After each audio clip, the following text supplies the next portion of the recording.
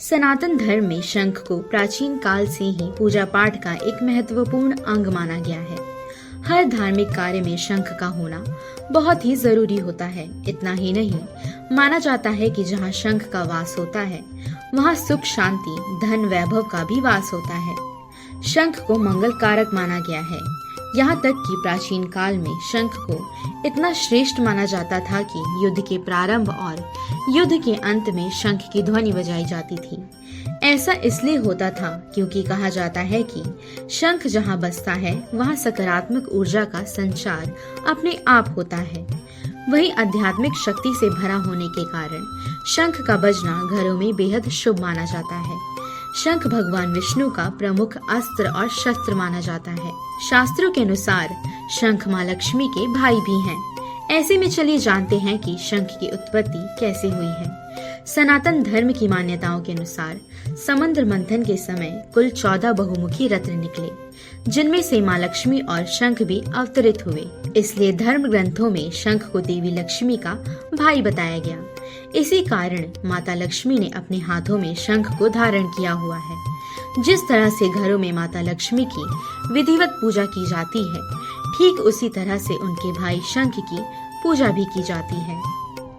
मान्यताओं के अनुसार शंख को लाल कपड़े में लपेट कर रखा जाता है। ज्योतिषी शास्त्र के अनुसार प्रतिदिन शंख बजाने से खांसी, अस्थमा, पीलिया या ब्लड प्रेशर से जुड़ी समस्याएं खत्म हो सकती हैं। इसके अलावा शंख की ध्वनि कान में पड़ने से आरोग्य का आशीर्वाद प्राप्त होता है। वहीं सांस से जुड़ी बीमारियों का खतरा भी टलता है। अब चलिए जानते हैं शंख के प्रकारों के बारे में। दक्षिणावर्ती शंख, जिसका मिलना दुर्लभ होता है। मान्यताओं के अनुसार इस शंख को दक्षिणावर्ती इसलिए कहा जाता है क्योंकि जहाँ सभी शंखों का पेट बाईं ओर खुलता है, वहीं इसका पेट दाईं ओर खुलता है। इस शंख को देव स्वरूप माना गया है। वहीं दक्षिणावर्ती शंख के पूजन से खुशहाली आती है और घर में धन प्राप्ति के साथ साथ संपत्ति भी बढ़ती है। इस शंख को घर में रखने से कई रोगों का नाश भी होता है। अगर दक्षिणावर्ती शंख में रात में जल भरकर रख दिया जाए और सुबह उठकर खाली पेट उस जल को पिया जाए तो पेट के रोग जल्द ही समाप्त हो जाते हैं। वहीं वामवर्ती शंख का पेट बाईं ओर खुला होता है। यह शंख घर से नकारात्मक ऊर्जा को बाहर निकालने में सक्षम होता है। इसको घर में रखने से आसपास का वातावरण शुद्ध रहता है और हर तरफ सकारात्मक ऊर्जा का संचार रहता है। जानकारी के अनुसार समुद्र मंथन के दौरान 8वें रत्न के रूप में सर्वप्रथम गणेश शंख की ही उत्पत्ति हुई थी। इसे गणेश शंख इसलिए कहते हैं क्योंकि इसकी आकृति हूबहू श्री गणेश जैसी है।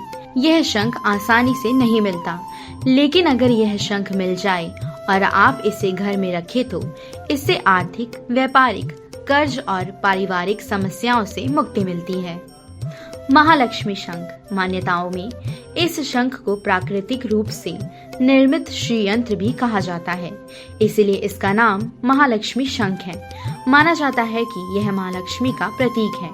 इस शंख की आवाज सुरीली होती है और इस शंख की पूजा अर्चना जिस भी घर में होती है वहाँ देवी लक्ष्मी स्वयं वास करती हैं। हीरा शंख, जानकारी के अनुसार यह शंख पहाड़ों में पाया जाता है। इस वजह से इसे पहाड़ी शंख भी कहा जाता है।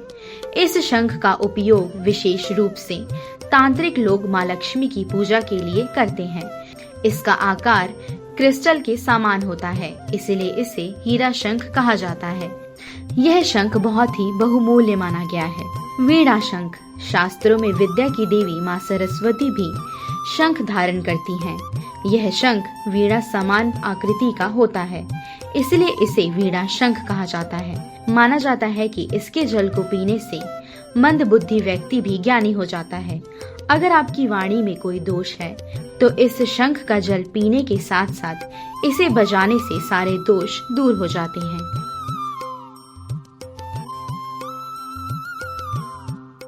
आप हमारे संत वाणी चैनल को सब्सक्राइब करें, वीडियो को लाइक करें, शेयर करें और हाँ, बेल आइकन पर क्लिक करना बिल्कुल ना भूलें ताकि हमारी किसी भी वीडियो की सूचना सबसे पहले आपको मिले।